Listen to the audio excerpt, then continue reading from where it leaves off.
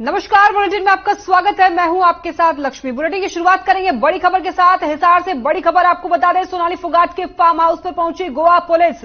Goa police के साथ Haryana police भी मौजूद है। सदर थाने में सोनाली के परिजनों से हुई पूछताछ। परिजनों से पूछताछ के बाद फार्म हाउस पहुंची पुलिस। सोनाली के परिजन भी पुलिस के साथ मौजूद हैं और साथ ही फार्म हाउस पर चोरी का आरोपी भी पुलिस के साथ मौजूद है। बड़ी खबर आपके सामने हिसार से सोनाली फोगाट के फार्म हाउस पर गोवा पुलिस पहुंच चुकी है। गोवा पुलिस के साथ हरियाणा पुलिस भी वहां पर मौजूद है।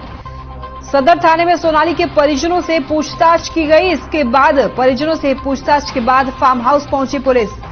सोनाली के परिजन भी पुलिस के साथ मौजूद, साथ ही फार्म हाउस पर चोरी करने वाला आरोपी भी पुलिस के साथ मौजूद है। बड़ी खबर हिसार से सोनाली फोगाट के फार्म हाउस पर गोवा पुलिस पहुंच चुकी है। गोवा पुलिस के साथ हरियाणा पुलिस भी मौजूद है।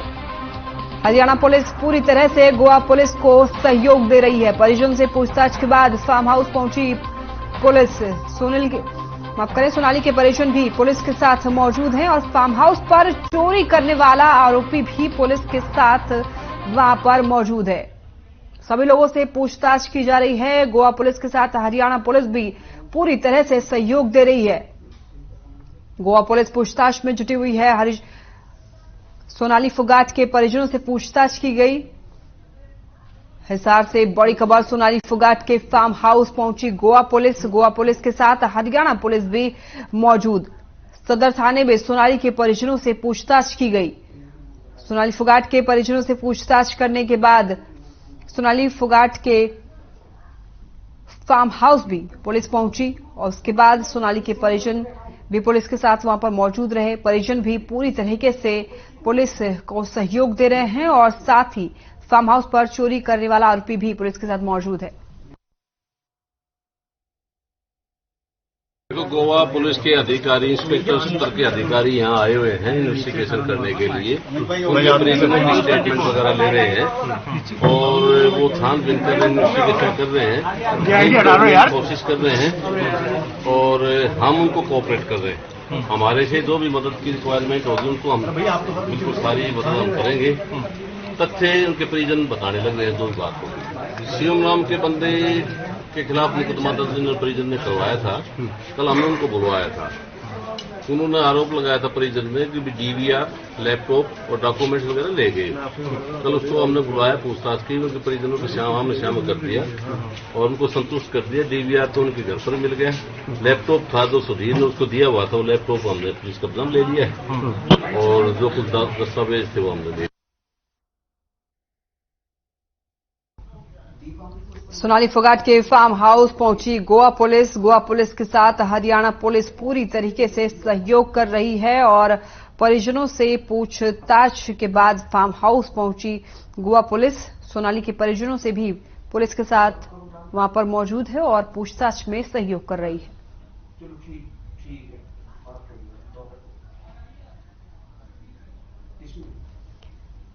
ये दो तस्वीरें आपको यहां पर दिखा रहे हैं। थाने में परिजनों से पूछताछ की जा रही है और दूसरी तरफ सोनाली के फार्म हाउस पर भी पुलिस पहुंची है। पुलिस के पहुंचने का ये आपको यहां पर वीडियो दिखा रहे हैं और साथ ही थाने में जो परिजनों से पूछताछ की जा रही है और वो भी आपको तस्वीरें दिखा रहे हैं। इसी खबर पर हमारे साथ ज्यादा जानकारी के लिए अनूप कुंडू जुड़ गए। अनूप जी, बताएं इस खबर पर क्या है पूरी जानकारी। सोनाली के फार्म हाउस पर गोवा पुलिस पहुंच चुकी है, क्या क्या पूछताछ में अब तक बाहर आया है? देखिए, जिस प्रकार से ठीक 11 बजे आज गोवा पुलिस हिसार सदर थाना पहुंची थी और लगभग 2 घंटे तक वहां पर परिजनों के साथ मिलकर उन्होंने जांच की। परिजनों के जो बयान है वो कलमबद्ध किए हैं। उसके बाद सीधी जो पुलिस है वो फार्म हाउस पहुंची और फार्म हाउस पर पुलिस के जो गोवा पुलिस के साथ हरियाणा पुलिस भी यहाँ पर है और तमाम पहलू को लेकर के यहाँ पर जांच की जा रही है। कई स्थानों पर जाकर के उन्होंने जो है साक्ष्य जुटाए हैं। तो इसके साथ साथ मैं बता दूं कि गोवा पुलिस अब कुछ देर के लिए रेस्ट पर चली गई है और यहाँ पर उनके रहने और नहाने धोने, खाने पीने का भी इंतजाम परिवार के लोगों की तरफ से किया गया है। फिलहाल जो गोवा पुलिस है वो रेस्ट कर रही है, लेकिन इसके तुरंत बाद ये हो सकता है कि दोबारा वो मीडिया के सामने आए और आज की जो अब तक की जितनी कार्रवाई की गई उसके बारे में और भी जानकारी मिल सकेगी। अरूप जी, गोवा पुलिस के हाथ अब तक क्या कुछ लगा है, क्या उन्होंने कोई जानकारी दी है? देखिए, अभी तक गोवा पुलिस ने मीडिया के सामने आके कोई जानकारी नहीं दी है। वो कह रहे हैं कि अभी तक परिवार के लोगों से बयान दर्ज किए गए हैं। इसके अलावा फार्म हाउस पर वो अपनी कार्रवाई करेंगे और उसके बाद वो मीडिया के सामने होंगे, क्योंकि अलग अलग कई स्थानों पर आज चाहे वो गुरुग्राम में अलग टीम कार्रवाई कर रही है, हिसार में अलग पुलिस टीम पहुंची है और इस प्रकार से अलग अलग स्थानों पर जाकर के एक साथ पूरी कार्रवाई को अमलीजामा पहनाया जा रहा है। अभी अनूप जी, आप हमारे साथ बने रहें, अभी आपसे फिर जुड़ेंगे। रुक कर लेते एक और बड़ी खबर की। 1 सितंबर को होगी सोनाली की रस्म पगड़ी। हिसार से बड़ी खबर, 1 सितंबर को होगी सोनाली की रस्म पगड़ी और गुरुवार को उनके फार्म हाउस पर की जाएगी ये रस्म। सोनाली के भाई वतन ढाका ने इस बारे में जानकारी दी है। हवन और शांति पाठ के बाद होगी श्रद्धांजलि सभा। बड़ी खबर आपको बता रहे हैं, हवन और शांति पाठ के बाद श्रद्धांजलि सभा होगी। सोनाली के भाई वतन ढाका ने इस बारे में जानकारी दी है। बड़ी खबर आपके सामने है। 1 सितंबर को सोनाली की रस्म पगड़ी की जाएगी। आपको बता दें, सोनाली के भाई वतन ढाका ने इस बारे में जानकारी दी है। सोनाली के भाई वतन ढाका ने जानकारी दी है कि 1 सितंबर को सोनाली की रस्म पगड़ी की जाएगी। गुरुवार को उनके फार्म हाउस पर ये रस्म की जाएगी।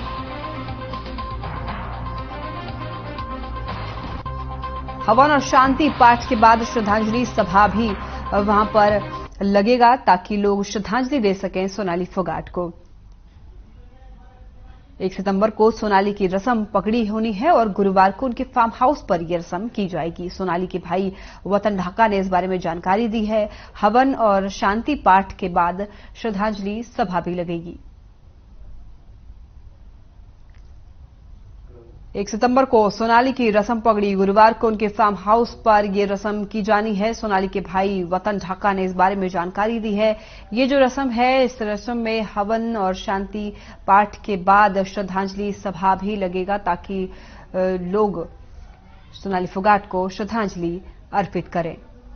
1 सितंबर को सोनाली की रस्म पगड़ी है। सोनाली फोगाट की 1 सितंबर को रस्म पगड़ी, गुरुवार को उनके फार्म हाउस पर यह रस्म की जाएगी। सोनाली के भाई वतन ढाका ने इस बारे में जानकारी दी है।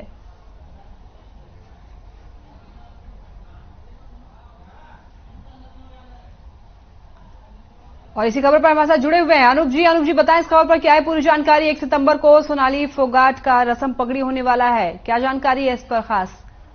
देखिए, जिस प्रकार से 23 अगस्त को सोनाली फोगाट का मर्डर हो गया था, उसके बाद उनकी जो रस्म पगड़ी है वो उनके फार्म हाउस हिसार में रखी गई है।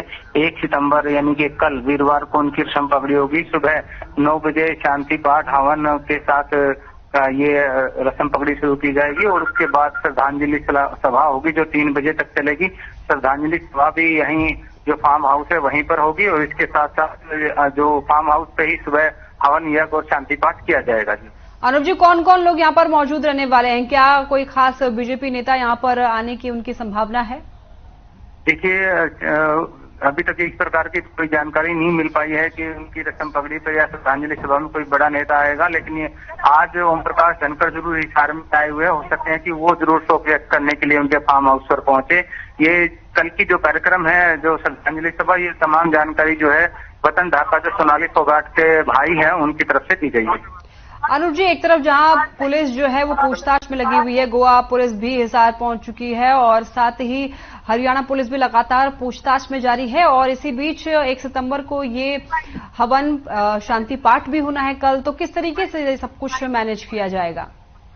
देखिए, जो जानकारी मिल पा रही है कि गोवा पुलिस आज शाम तक अपनी जो जांच है वो कर करके निकल जाएगी वापस, क्योंकि जिस प्रकार से अभी तक जो उन्होंने पहले 2 घंटे तक लगातार हिसार के सदर थाने में परिवार के लोगों को बैठ करके उनके बयान कलमबंद किए, उसके बाद अब फार्म हाउस पर वो जिस प्रकार से अपनी कार्रवाई कर रहे हैं, तो यही बताया जा रहा है कि आज शाम तक जो है गोवा पुलिस अपनी जो काम यहाँ की कार्रवाई है उसको पूरा करके निकल जाएगी और कल उनके फार्म हाउस पर जो शांति पाठ है और उनको अंतिम श्रद्धांजलि के रूप में उनकी जो श्रद्धांजलि सभा की जाएगी, उसके बाद यहाँ ये कार्यक्रम कल रहने वाले। अनूप जी, जैसा आप कह रहे हैं कि गोवा पुलिस जो है आज शाम तक ही पूछताछ करने के बाद निकल जाएगी, तो क्या उन्होंने कोई अपडेट दिया है, कोई जानकारी दी है कि कोई प्रेस कॉन्फ्रेंस करेंगे? अब तक क्या खुलासे किए गए हैं, वो क्या पूछताछ में निकलकर सामने आया है वो मीडिया के सामने रखेंगे, क्या कोई ऐसी बात है?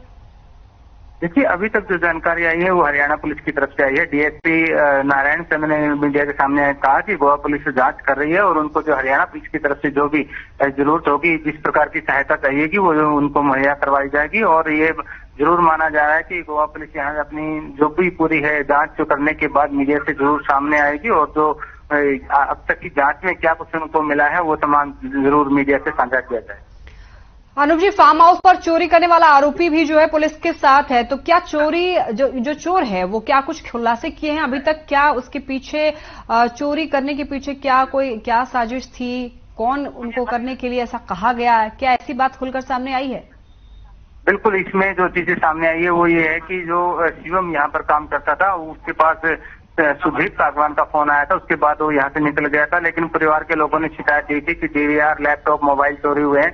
उसमें से डीवीआर, जो 4 डीवीआर बताई जा रही है, वो चारों पुलिस के पास है और लैपटॉप और फोन, मोबाइल फोन जो है वो भी पुलिस ने बरामद कर लिया है। हालांकि सारी चीजें पुलिस के कब्जे में, इशारा पुलिस उसकी पूरी तरह से गहनता से जांच कर रही है।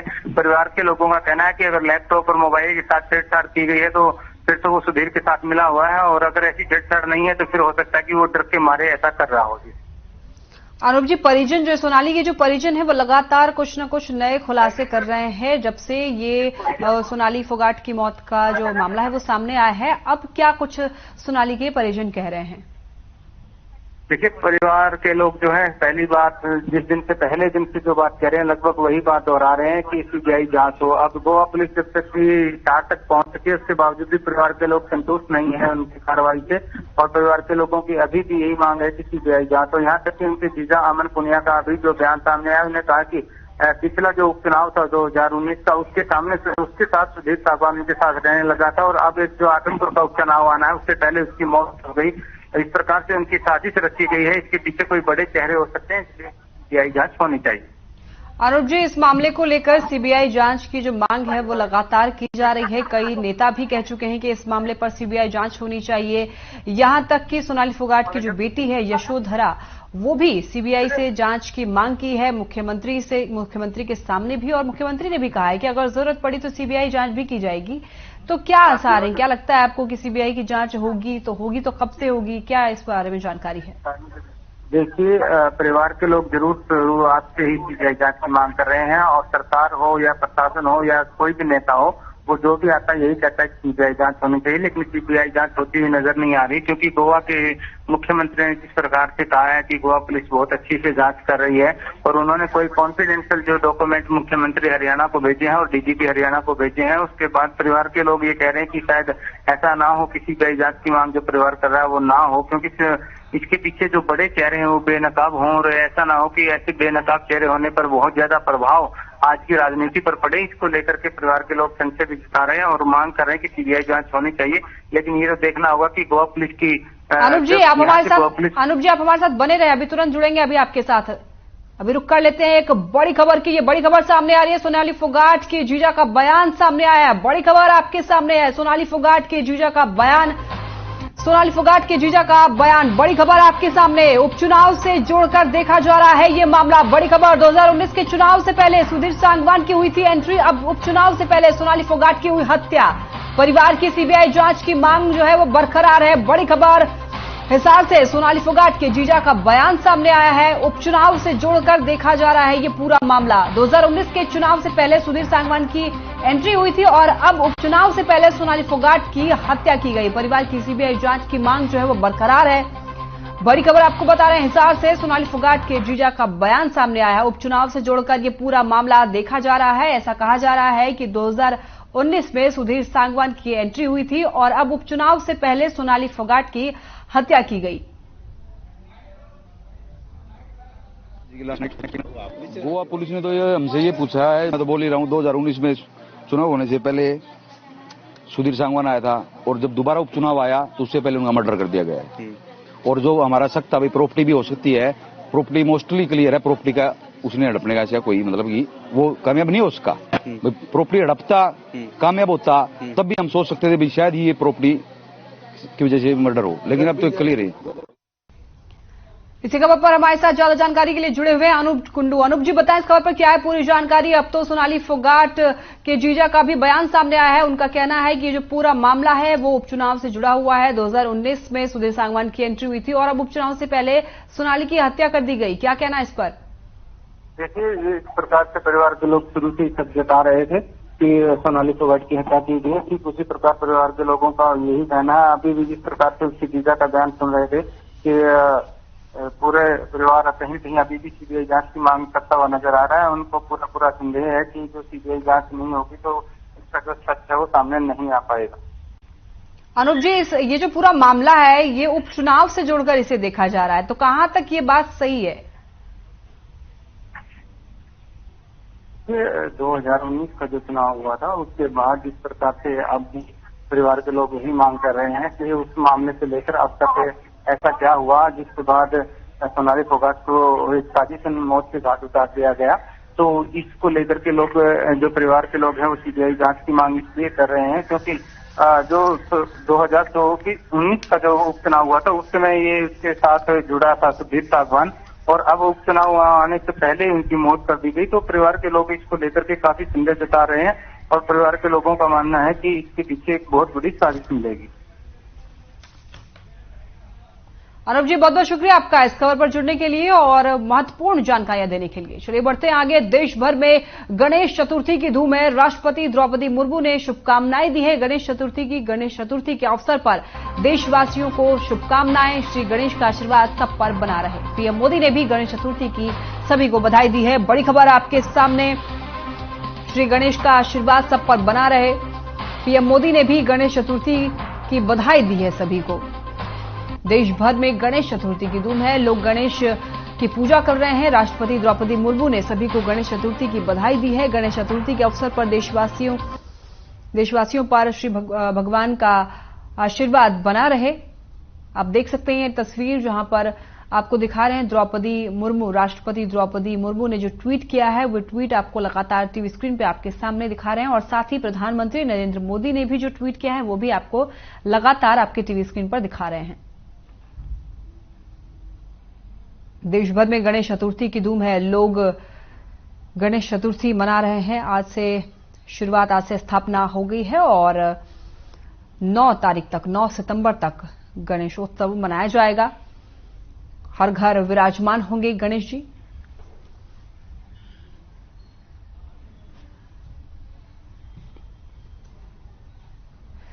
रुक करते हैं बड़ी खबर की ओर। देश भर में गणेश चतुर्थी की धूम। मुख्यमंत्री मनोहर लाल ने भी गणेश चतुर्थी की बधाई दी है। समस्त देशवासियों को गणेश चतुर्थी की शुभकामनाएं दी हैं। गणपति बप्पा आप सभी के विघ्न हरें। मुख्यमंत्री मनोहर लाल ने भी गणेश चतुर्थी को लेकर सभी को शुभकामनाएं दी हैं।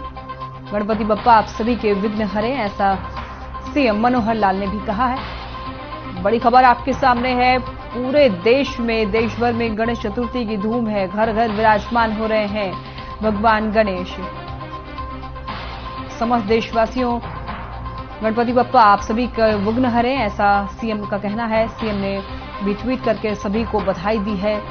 गणेश चतुर्थी को लेकर के पूरे देश में गणेश उत्सव मनाया जा रहा है। आज से स्थापना हो गया है और 9 सितंबर तक गणेश उत्सव मनाया जाएगा। आप देख सकते हैं ये ट्वीट आपके टीवी स्क्रीन पे आपको दिखा रहे हैं। सीएम मनोहर लाल ने जो ट्वीट किया है, गणेश चतुर्थी को लेकर के सभी को शुभकामनाएं दी हैं और साथ ही तस्वीरें आप देख सकते हैं यहां पर। ये सीएम मनोहर लाल ने ट्वीट किया है गणेश चतुर्थी को लेकर।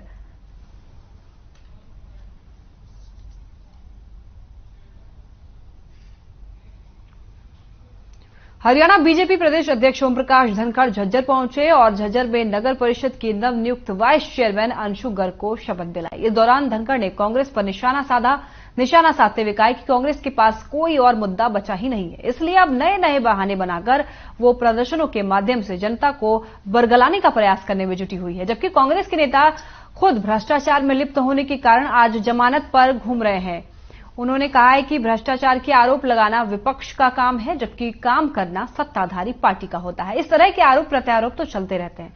साथ ही उन्होंने ये भी कहा है कि पंचायत चुनाव की घोषणा होते ही चुनाव करा दिए जाएंगे। इसके लिए इसके लिए बीजेपी पूर्ण रूप से तैयार है। सिंबल पर चुनाव लड़ना है या नहीं, ये फैसला चुनाव समिति करेगी। उन्होंने ये भी कहा कि शिक्षा के क्षेत्र में भी भारतीय जनता पार्टी ने नए आयाम हासिल किए हैं। और साथ ही आपको बता दें, झज्जर दौरे पर ओपी धनखड़ रहे। वाइस चेयरमैन अंशु गर्ग को शपथ दिलाई।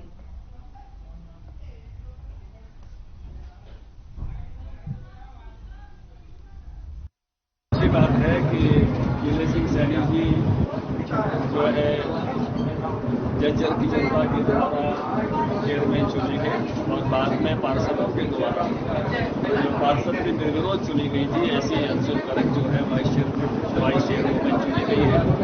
मैं उनको बधाई देता हूँ और आज वो अपने कामकाज को संभाल रही है। बहुत बहुत अभिनंदन है इस सारी टीम को जो विजयी होकर आई है। हमारी नगर परिषद की उसको यश मिले और वो जैसे प्रधानमंत्री जी ने कहा है कि अमृत काल की सोचें, आगामी 25 वर्षों का एक सपना अपने दिल में रखें। कुछ दिन पहले तक तो वो ईडी के जांच के खिलाफ प्रदर्शन कर रहे थे, आज कम से कम महंगाई के मुद्दे पर कर रहे थे। लेकिन महंगाई अगर आप देखेंगे चाहे खुदरा सूचकांक हो, चाहे वो थोक सूचकांक हो, चाहे अन्य देश से अड़ोस पड़ोस के देशों की तुलना में हो, तो भारत की इकोनॉमी बड़ी शिथिल है और महंगाई यहाँ नियंत्रण। सोनीपत में विश्व कुश्ती चैंपियनशिप के लिए पहलवानों का चयन किया गया। चयन प्रतियोगिता में भारतीय कुश्ती संघ के अध्यक्ष सांसद बृजभूषण शरण सिंह ने भी शिरकत की। भारतीय कुश्ती संघ के सहायक सचिव विनोद तोमर ने बताया कि विश्व कुश्ती चैंपियनशिप का आयोजन सर्बिया के बेलग्रेड में होगा, जिसमें खिलाड़ियों के चयन के लिए सोनीपत में पुरुष पहलवानों के ट्रायल का आयोजन किया गया। चयन प्रक्रिया के तहत 20 पहलवानों का चयन किया गया है। साई सेंटर में आयोजित हुई ट्रायल प्रतियोगिता में सोनीपत के पहलवान छाए रहे। फ्री स्टाइल के पंकज ने बड़ा उलटफेर करते हुए महाराष्ट्र के राहुल आवारे को हरा दिया। बताएं, चुने गए 20 पहलवानों में से अधिकतर रेसलर हरियाणा के हैं। भारतीय कुश्ती संघ के अध्यक्ष और बीजेपी सांसद बृजभूषण शरण सिंह ने हरियाणा ओलंपिक संघ के सचिव द्वारा राष्ट्रीय खेलों में चयन को लेकर लिखी गई चिट्ठी पर सवाल उठाते हुए कहा है कि नेशनल खेलों के ट्रायल को लेकर जिस सचिव ने चिट्ठी लिखी है वो खुद एडहॉक पर है और फेडरेशन के जिस सचिव को चिट्ठी लिखी गई उन्हें भी जून में हटाया जा चुका है। नेशनल गेम्स के लिए चयन प्रदेश में खिलाड़ियों की रैंकिंग के आधार पर होगा, न कि किसी ट्रायल के आधार पर।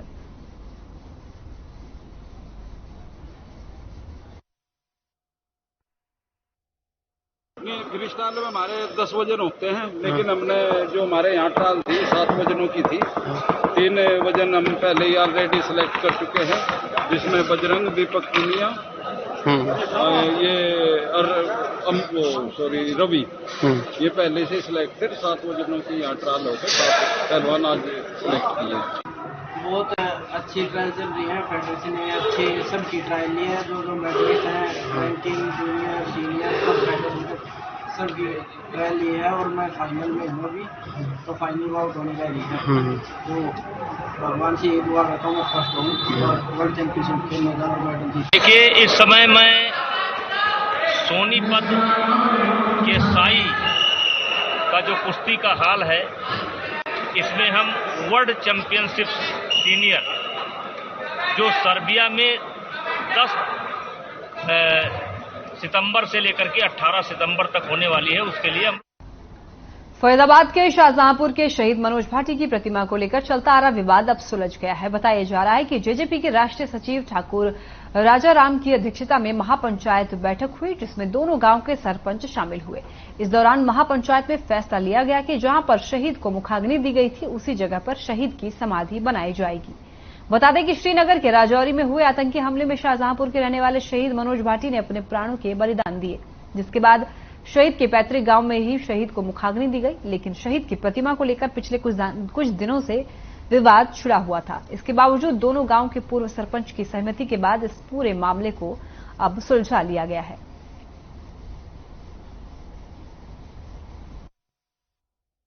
आज दिनांक 31/8/2022 को श्री राजाराम जी ठाकुर साहब प्रदेश अध्यक्ष की अध्यक्षता में दोनों गांवों की और अन्य दूर दराज से आए पंचों में से मिलकर के सब एक पंचायत का आयोजन हुआ, जिस पंचायत में दोनों पक्षों ने बड़ी शांतिपूर्वक और पूरे सर्वसम्मति से निर्णय लिया कि शहीद की मनोज भाटी की जो शहादत है, जहां पर उसका अंत्येष्टि हुई थी, क्रिमेशन हुआ था, अंत्येष्टि वाले स्थान पर ही शहीद मनोज भाटी की शहीद स्मारक। चलिए फिलहाल के लिए बुलेटिन में बस इतना ही। आप देखते रहें हर खबर। नमस्कार।